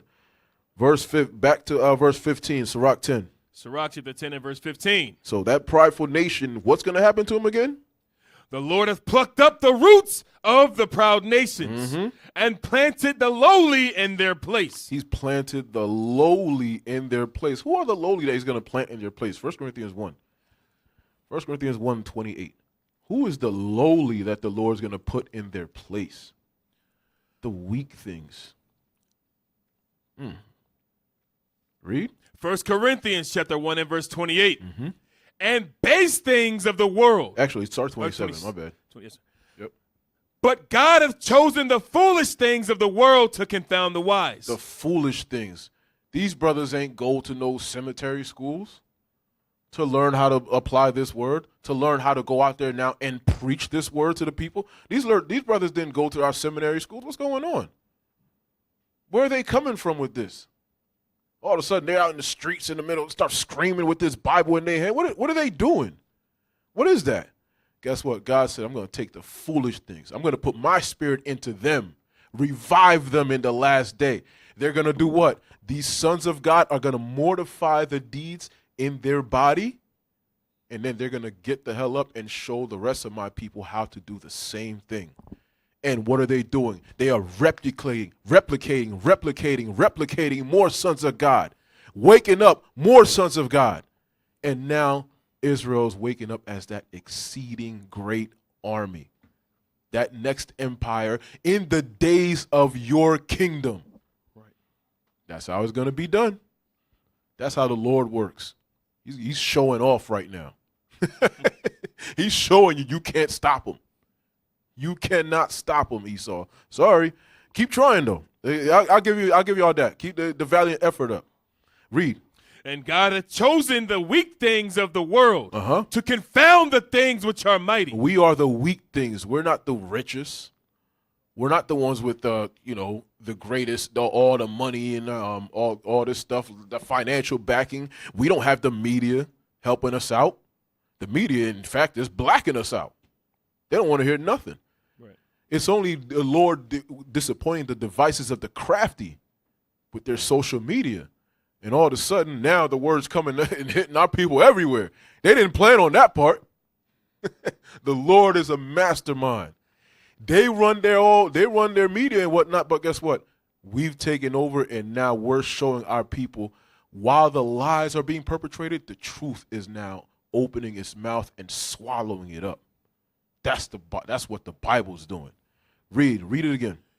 But God hath chosen the foolish things of the world to confound the wise. Right. And God hath chosen the weak things of the world to confound the things which are mighty. Right. And base things of the world and things which are despised. The base things of the world. That's who we are. We are the ones that are despised. Because didn't Christ tell us that in Matthew 24? We don't got to get it, but he literally said, all nations will hate you. If we were preaching John 3:16, what the hell? What are all nations hating about that? If we're preaching Galatians 3:28, come one, come all, everybody's one people, there's nothing to hate. We're just along the lines of Christianity. So there's no reason for all nations to hate us. But what did Paul say? and base things of the world, and things which are And despised. the things which are despised. He says we are the foolish things. Hold that. Stay in same book 4 and 10. 4 and 9. This is what Christ is doing right now. 1 Corinthians chapter 4, verse 9. And we'll come back to verse 27. Yes, Read. sir. For I think that God hath set forth us, the apostles, last. God has set forth us, the apostles, last. All praise to the Most High for what he's done. Because why? All the lies I've gotten a chance to run around all over the place. Guess what? Now here comes the apostles. Here comes the truth of the word of God to swallow all those stupid doctrines and the lies and philosophies that they put out there. Read. As it were appointed to death. Because those things. No, go ahead. Read on. Watch this. For we are made a spectacle unto the world. Here we go. For we are made a spectacle unto the world. Everybody's looking at us. Some mock. Others are like, yo, I was mocking, but they just said something serious here. What the hell? Hold on. Now I'm curious. Wait a minute. You know what I mean? Hey, I'm telling you, man, Drewski mocked, but guess what? A whole lot of people are curious now. They're calling. They're on biblical smoke. They're on Upload God's Laws. Yo, damn, I just heard that. I just watched y'all. Yeah, I was curious, but I just watched.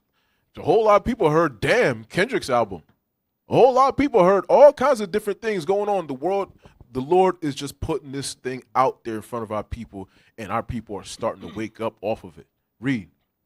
For we are made a spectacle unto the world, and to angels, and to men. Watch this, verse 10. We are fools for Christ's sake. We are what? We are fools for Christ's sake. God hath chosen the foolish things of the world to confound the wise. Read it again. We are fools for Christ's sake. But we are wise in Christ. We are wise in Christ. That's what even the black churches, even some of these black pastors are starting to realize, yo, I could say what I want, but these people, they know their Bible. Read. We are weak, but ye are strong. Ye are honorable, but we are despised. But we are the despised. That's what he just told you in 1 Corinthians 1, 28, 27, and 28. 28, read verse 28 again one more time. Verse 28.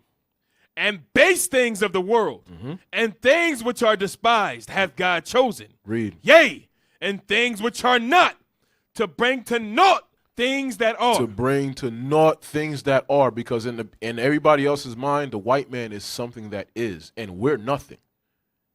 God is going to confound their and mess up their entire worldview.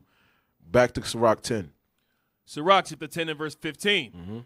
The Lord. Verse 16. Verse 16. The Lord overthrew countries of the heathen. You see that? And that's what he's going to do here. He's going to overthrow their countries. Read. And destroyed them to the foundations of the earth. Damn, when he does it thoroughly. That's what's happening now. Their destructive end is coming. Total annihilation. Verse 17. He took some of them away and destroyed them. And did what?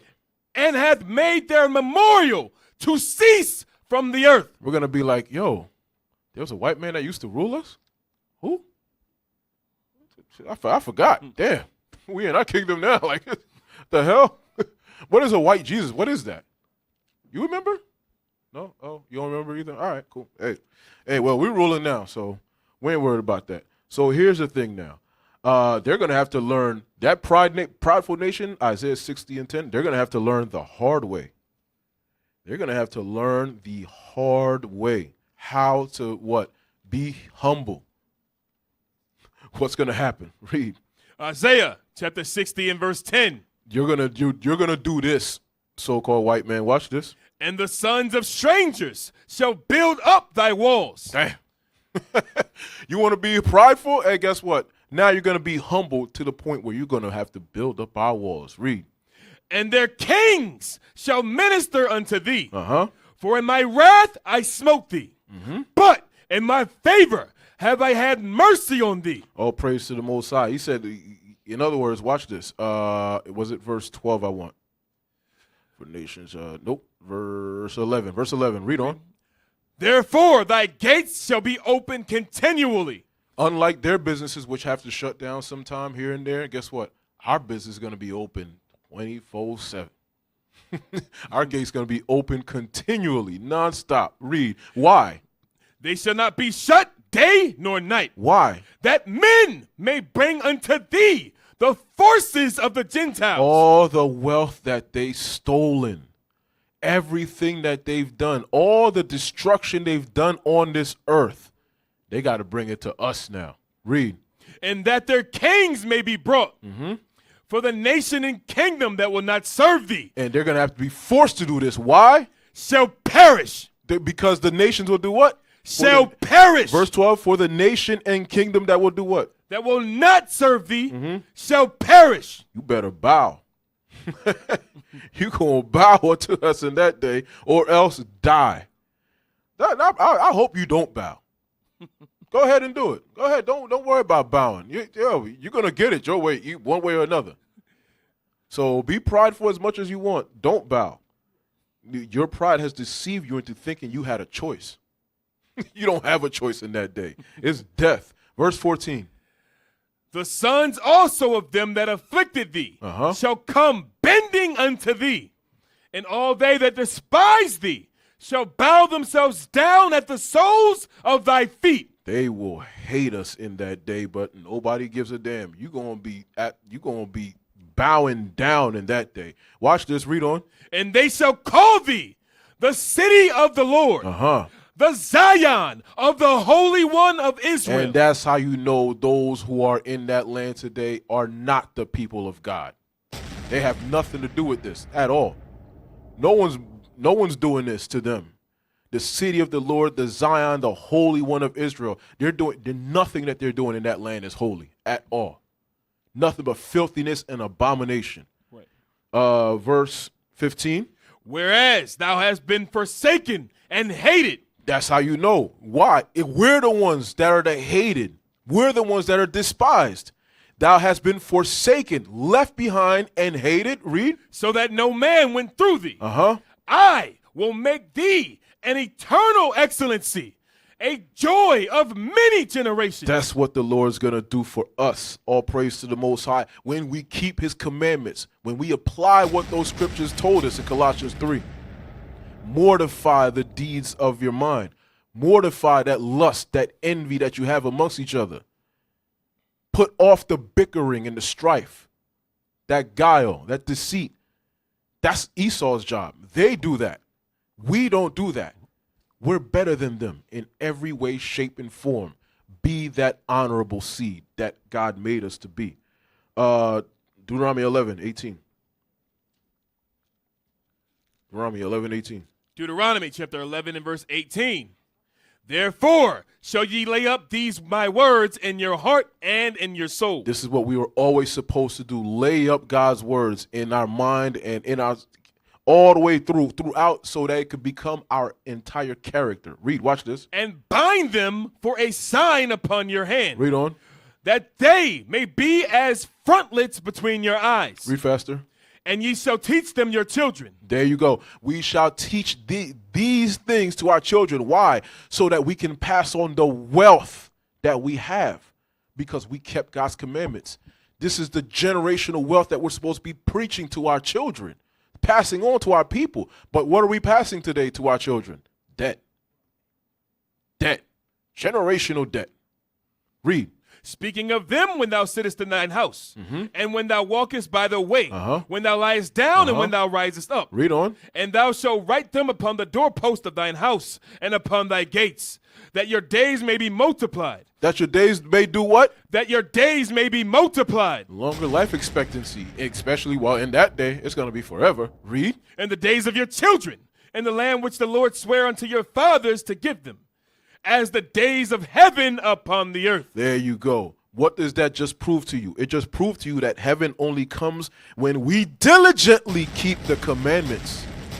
That's very easy to tell. The Bible's been consistent from Genesis to Revelation, how to get the kingdom of heaven.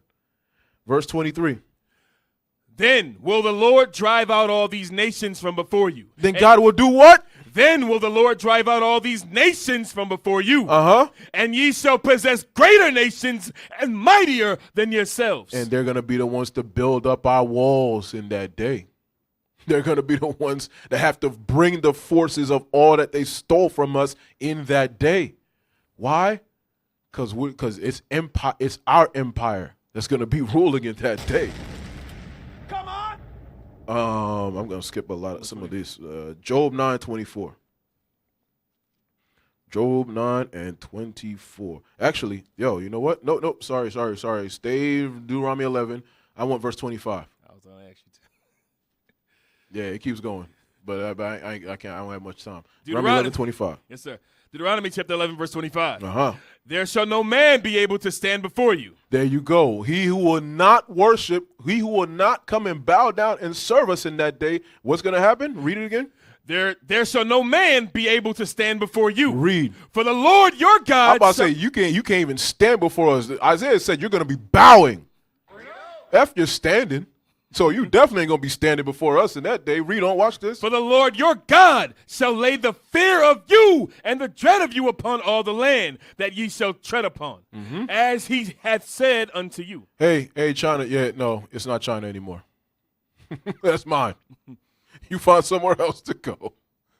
The sole of my foot just touched that. Yeah, that's my land now. I'm sorry. I'm not sorry, really.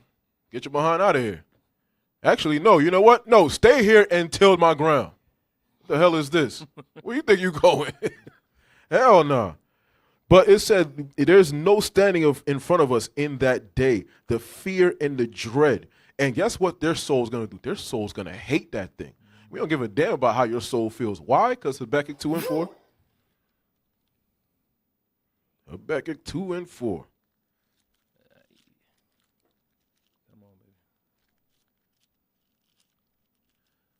Habakkuk chapter 2 and verse 4. Let's go. Behold, his soul which is lifted up is not upright in him. So he's not going to want to bow to you.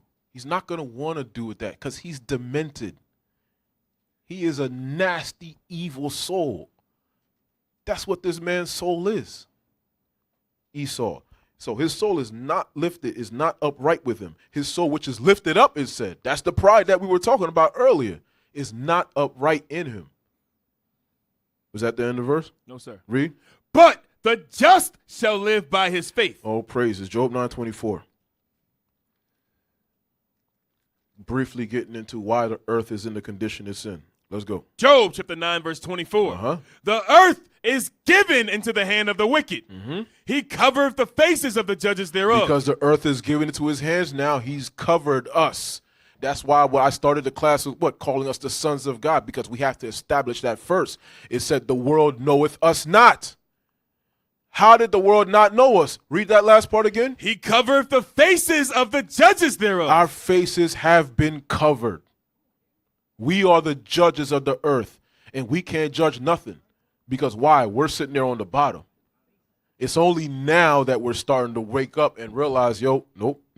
Yo, white man not supposed to be doing that. What are they doing? What are they doing? The earth is supposed to be ran like this. Why is the earth not run like this? Why? Because we are not taking our rightful position. We have died as men. We've become the slaves. So guess what? The Lord is going to turn things right side up.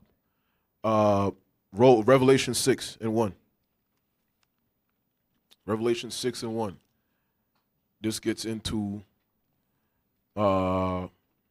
read that. Revelation chapter 6 and verse 1. Watch this. And I saw when the Lamb opened one of the seals, and I heard, as it were the noise of thunder, one of the four beasts saying, Come and see. Come and see. Read. And I saw, and behold, a white horse, and he that sat on him had a bow. He that sat on the white horse had a what? Had a bow. What do you do with a bow? That's a war. That's war. You go out and you're looking to conquer.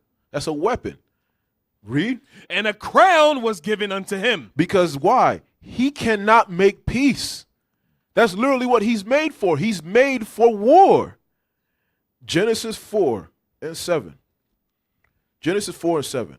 This man was made for war. He can't he can't. Actually, I'm sorry. Damn, I wanted to keep going. Verse 2, Revelation 6, verse 2, and then we're gonna go to Genesis. Yes, sir. Verse 2, and I saw, and behold, a white horse, and he that sat on him had a bow. Watch this. And a crown was given unto him. Meaning he would become a kingdom. He would become an empire. Read. And he went forth conquering. He went forth, doing what? Conquering. Uh-huh. And to conquer. Why would he do that? Let's go now. Genesis 4 and 7. Genesis chapter 4, verse 7. If thou doest well. This is talking about Abel and Cain.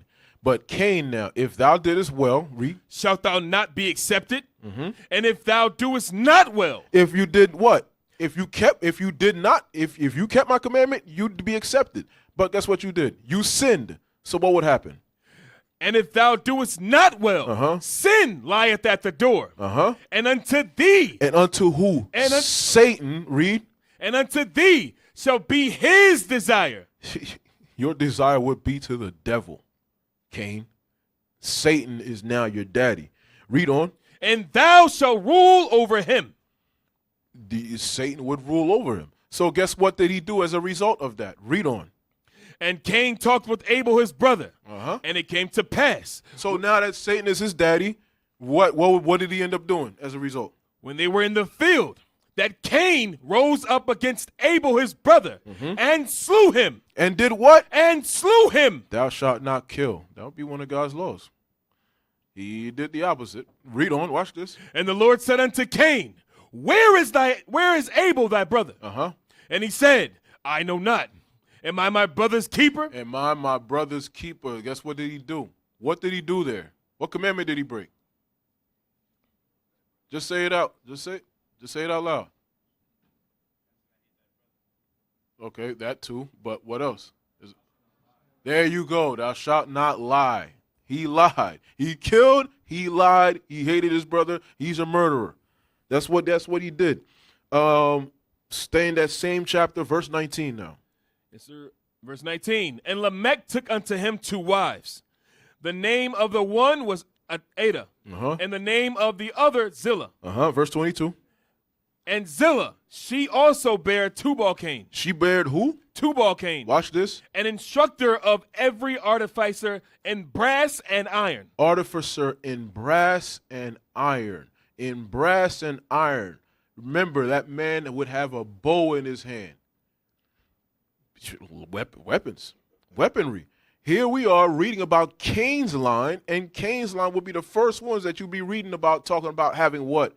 Brass and iron. To do what? What are they going to do with it? Verse 23.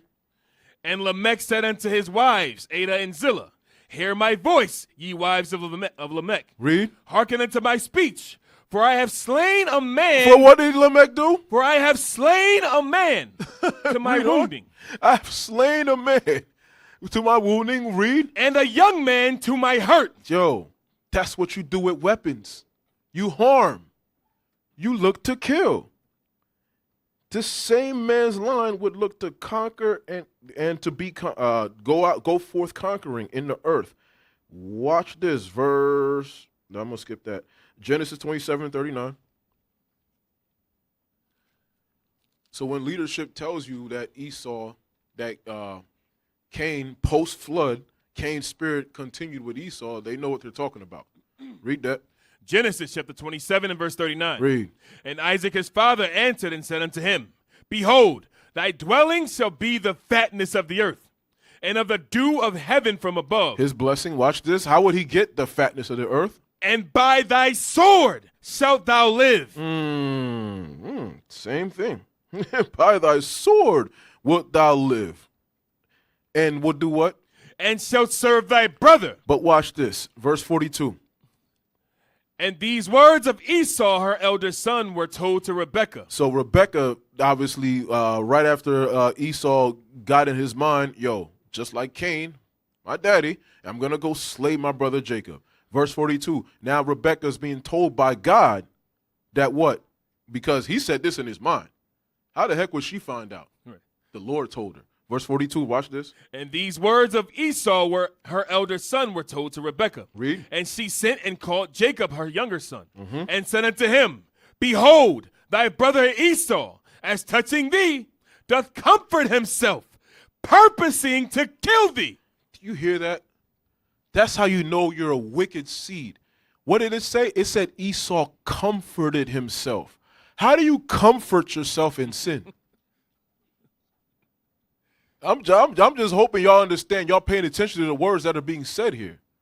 It said he comforted himself in that. What is our comfort? The scriptures are our comfort. That's how you know it was one seed was made. This is our comfort.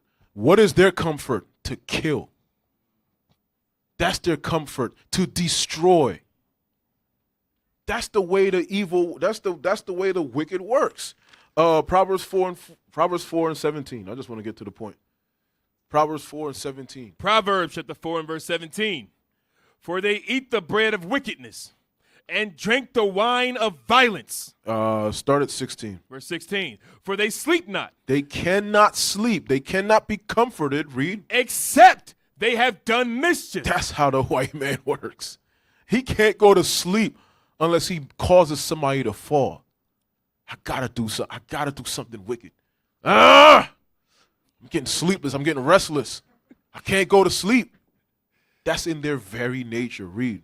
For they sleep not, except they have done mischief. I gotta do something. I gotta do something wicked. I gotta harm somebody. Read. And their sleep is taken away. Unless they cause some to fall. They gotta cause something. I have to make somebody fall. I have to. It's in their soul, which is in them, is not upright. Read, watch this. For they eat the bread of wickedness and drink the wine of violence. And now you understand why they are the way they are. Back to Revelation 6. Revelation chapter 6 and verse 2. Yep.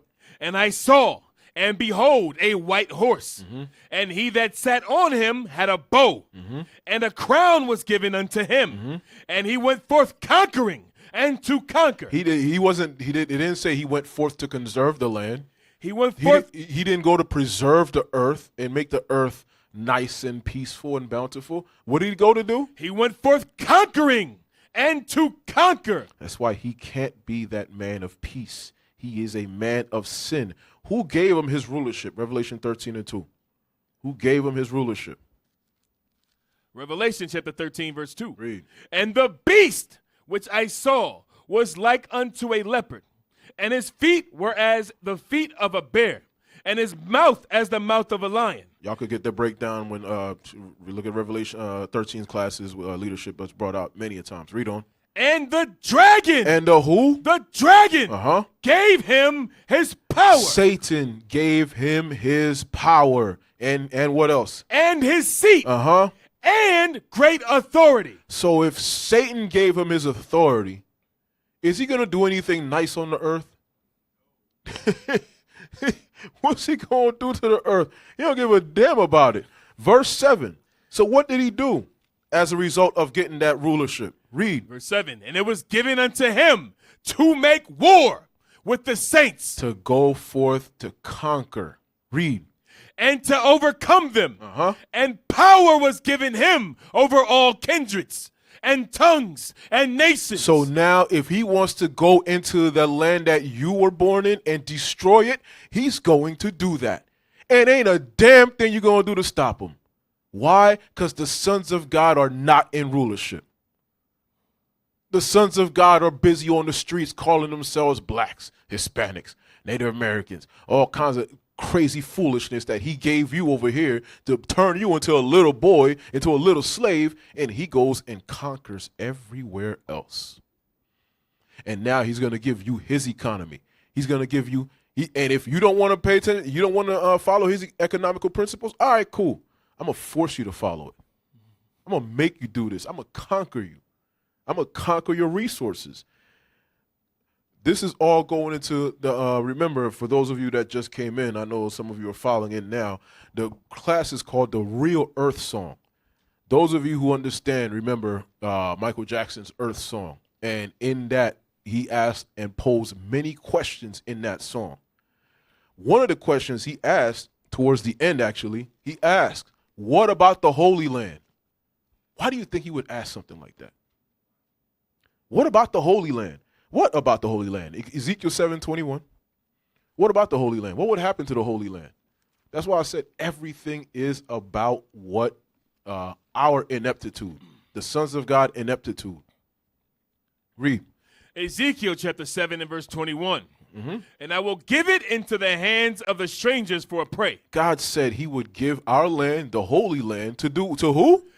Of the strangers for a prey. And To the wicked of the earth for a spoil. damn. Read. And they shall pollute it. You see how the Bible answers everything? We don't got to sit there and just listen to a song and just like, okay, yeah, we have no hope. Because that's how the song ends. The song ends with no hope. That's how that song ends. His literal last statement on there is, do they give a damn? That's how he ends the song. Because why? He didn't have the scriptures. We have the scriptures. That man died with billions in his estate, in his account, and yet he didn't have this answer. We have it. Think about how profound that is. So read it again. Ezekiel chapter 7 verse 21. And I will give it into the hands of the strangers for a prey. Why? Because we sinned in that land. We defiled the land, disobeying our God. We read it earlier in Hosea 4:1. There's no mercy. There's no knowledge of God in the land. The way we were treating each other in that land, no wonder God said, no, I'm going to give it to the wicked. I'm going to give it to them. They take it over. Y'all get out.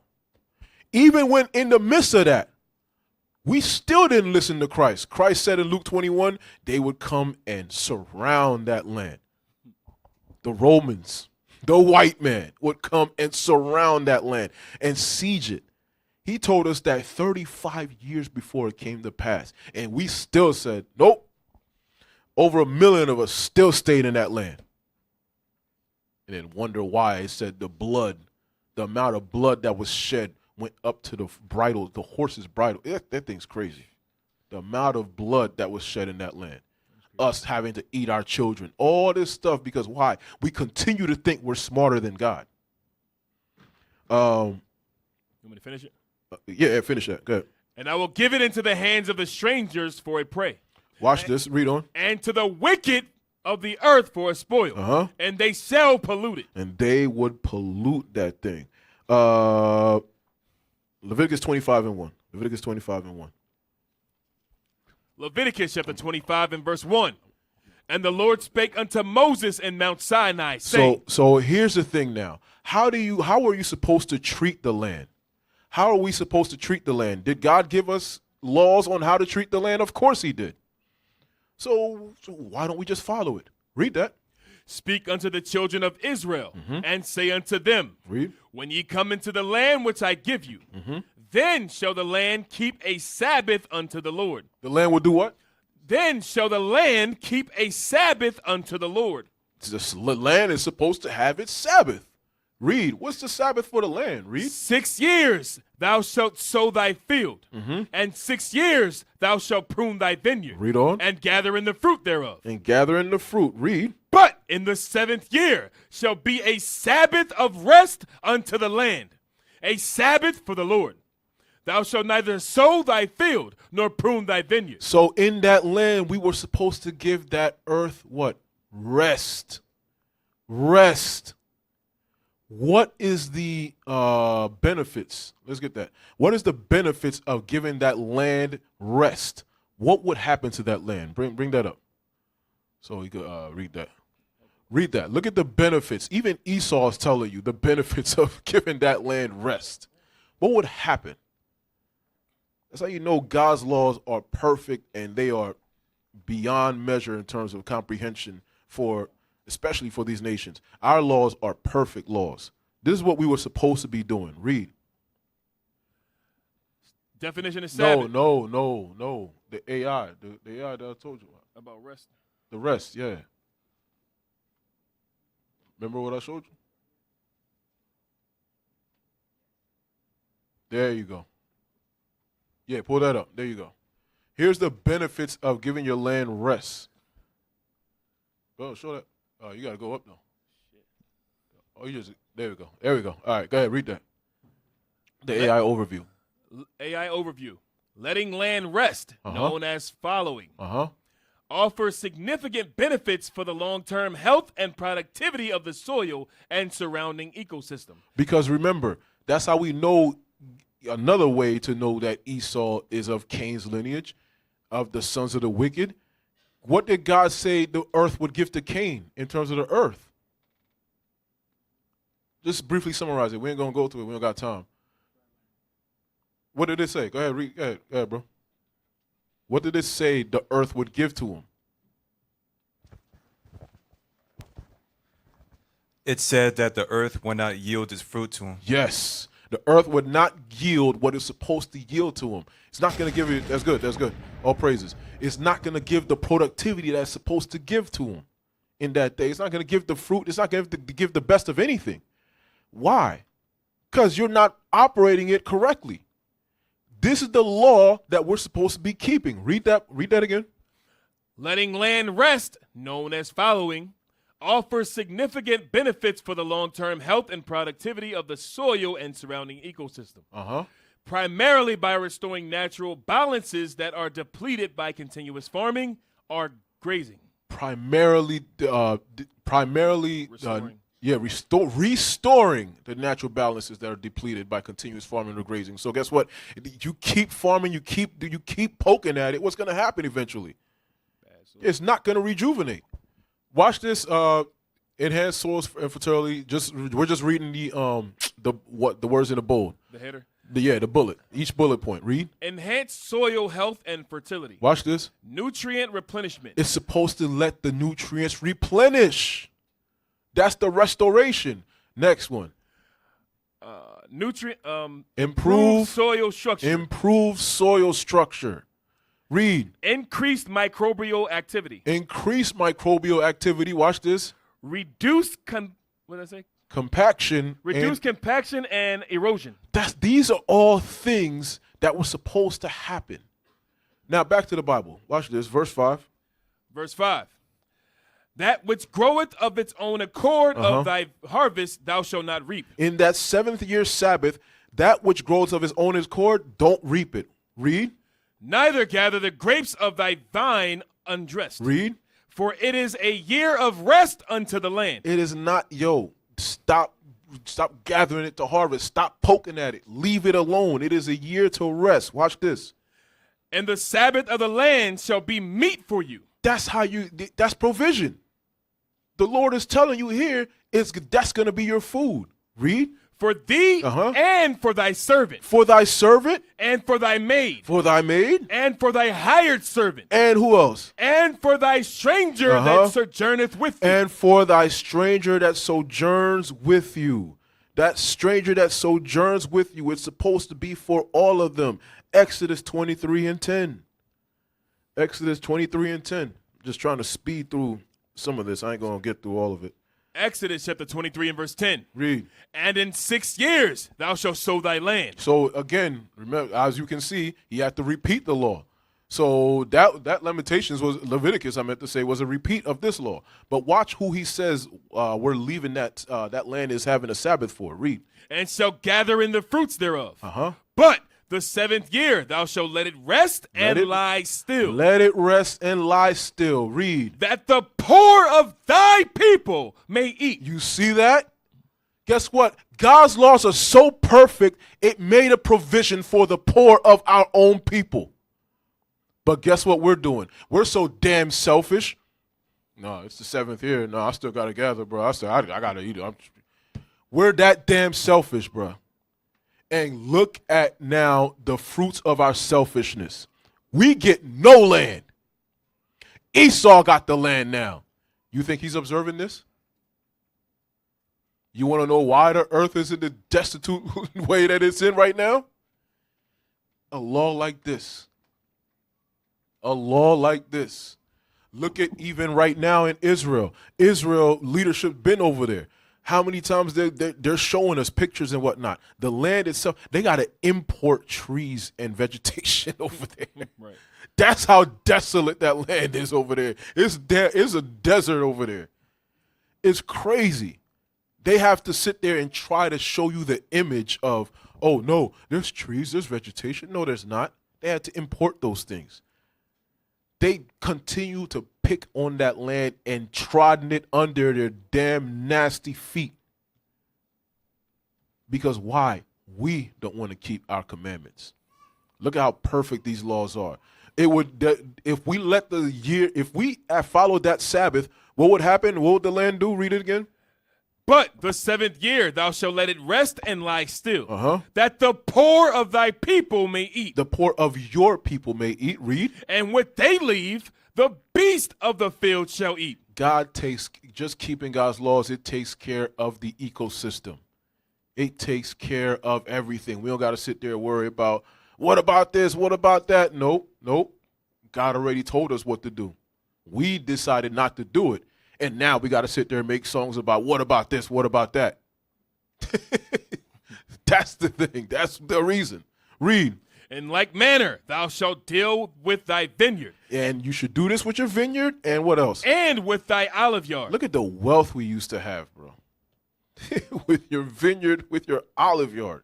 You're supposed to do this with all of the land that you have. Last one. Leviticus 25:8. Leviticus chapter 25 and verse 8. Read. And thou shalt number 7 Sabbaths of years unto thee. Now, not only is it 7 Sabbaths in terms of the years. You know what? No. Keep it. Let's keep it going. Go ahead. Yes, sir. 7 Sabbaths of years. Go ahead. And thou shalt number 7 Sabbaths of years unto thee. Yeah, that's what I meant. Yeah, there you go. 7 Sabbaths of years now. Read. Watch this. 7 times 7 years. Mm-hmm. And the space of the 7 Sabbaths of years shall be unto thee 49 years. Just like Pentecost with the weeks. This is the same thing. Now we're supposed to have 7 Sabbaths. Remember, what Pentecost is 7 Sabbaths after Passover, which Christians don't celebrate. So they don't know what Pentecost is. Penta meaning 50, cost meaning day. Pentecost, 50th day. Here, it's the same thing in terms of the years. 7 Sabbaths after the Jubilee. Then we got the 49 years. No, not after the Jubilee. 7 times 7 years. The space of 7 Sabbaths shall be unto thee 49 years. And watch this. Then shalt thou cause the trumpet of the Jubilee to sound on the 10th day of the 7th month. Watch this. In the day of atonement. In the day of atonement as well. Shall ye make the trumpet sound throughout all your land. The trumpet's supposed to be sounding throughout all our land, not keeping BS holidays and holidays and crap. No, keeping our high holy days. Watch this. And ye shall hallow the 50th year. The 50th year is a hallowed year. Read. And proclaim liberty throughout all the land unto all the inhabitants thereof. Proclaim liberty throughout all the inhabitants of the land. What's going to happen? It shall be a jubilee unto you. And what was going to happen? And ye shall return every man unto his possession. And ye shall return those who were serving you unto what? Unto his possession. And ye shall return every man unto his family. And every man gets to go back to his family. You're talking about a joyous high holy day here. This is joy. All we got to do is just keep God's commandments, man. We're going to have that real glory, that real joy. That's all we had to have. But all praise to the Most High. I'm going to go ahead and stop it there. Just so I had to get to that point because of the fact that y'all got to understand the benefits that God's law does for us. It's beautiful, man. And with that, I'm going to just leave it off there and say shalom. Messiah in Christ bless. Across the earth, the prophets move. From city streets to distant lands, the message is the same. Israel must rise. Through every quest, every journey, the truth spreads. No border can contain it. No distance can silence it. Our nation lives in every moment. In joy, we celebrate marriages. In sorrow, we honor our dead. On the Sabbath, we gather as one. Families rejoicing together, bound by the commandments of God. Yet are we tried. From the stones in Kenya to the hatred in Montana, we endure as a soldier of the Lord. And still, the mission expands. On the airways, on the screens, in every nation under heaven, Israel's voice is heard. We build our communities. We raise our children in royalty. We restore what was broken. We clean what was defiled. We show the world who we are.